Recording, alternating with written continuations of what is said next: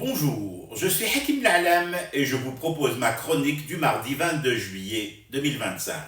Elle s'intitule Du bac à la Janaza. J'avoue ne pas comprendre. Et quand je dis ne pas comprendre, il faut bien entendre rien compris à la limite de l'aréolisme chronique. Voilà des parents qui se sacrifient des années durant pour la réussite de leurs enfants. Ils donnent tout et plus encore. Ils sont tous les instants au taquet, sur le front des révisions, sur le pont des vigilances, à faire que leur gosse arrive prêt le jour de l'examen du baccalauréat. Et lorsque pointe cet autre jour, celui qui voit la liste des lauréats affichée, qu'ils sont comblés de ce bonheur légitime, que font-ils ? Quelle attitude adoptent-ils avec leurs enfants ? Parce que, quoi qu'on en dise, une candidate et un candidat au bac sont encore des enfants. De toutes les manières, même bachelier, même diplômé en fac, même bardé de distinctions universitaires et professionnelles, notre enfant reste notre bébé ad vitam aeternam. Que font-ils ? Ils les laissent aller festoyer en mode équipé sauvage. Le jour de l'annonce des résultats, j'étais dehors un long moment, quasiment toute la journée. Et je les ai vus, ces cortèges de voitures lancés à toute allure avec parfois, en fonction des modèles, émergeant du toit ouvrant des lauréats dansant, chantant, un fumigène au bout du bras. J'ai aussi vu ces véhicules, bolides cercueils, slalomant à en donner des sueurs froides à des coureurs de Formule 1. Déjà des accidents graves ont été signalés. Et des victimes, dont certaines recensées dans le lot des heureux bacheliers. Du bac à la Janaza. Bon, l'enfant mort ou handicapé à vie, dans le meilleur des cas, ne pourra pas me répondre. Alors je pose la question aux parents de ces enfants rodéos.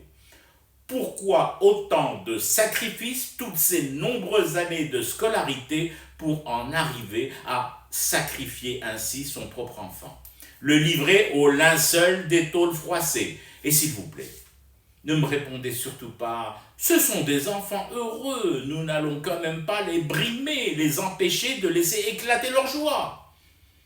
Personne ne dit ici, ni même ailleurs, qu'il faille habiller ces mioches de cotte de maille, de blindage, les enfermer à la maison et ne pas les laisser expurger leur pression en défouloir légitime. Personne.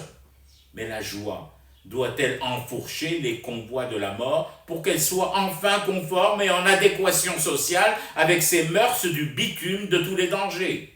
Et non, qu'on ne s'y trompe pas. Je ne la joue pas non plus en mode de notre temps ou encore avant, on ne faisait pas ça, ou encore et encore, de mon époque, monsieur, c'était mieux.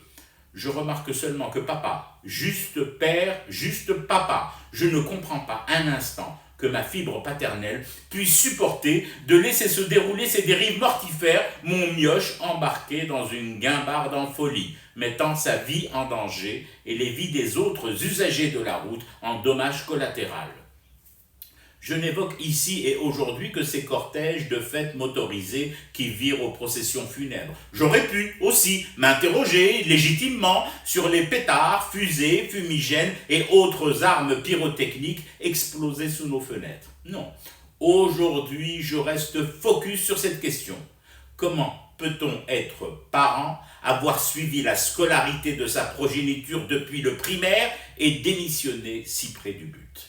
Pour ensuite s'en aller pleurer devant des caméras avides de sensationnels morbides du sort, s'en remettre à la volonté de Dieu et à Qadrat Rabbi. Rabbi ne nous oblige pas à remettre nos bacheliers au tombeau autoroutier.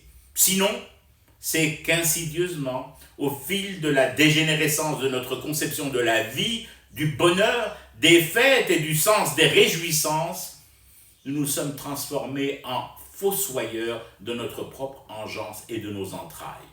Une dérive qui s'assimile de plus en plus à mes yeux à un infanticide par négligence. Et ça, ça constitue un délit. Je fume du thé et je reste éveillé. Le cauchemar continue. C'était Hakim L'Alam, je vous retrouve demain pour une autre chronique et une autre façon de dire son bonheur et son amour à l'Algérie.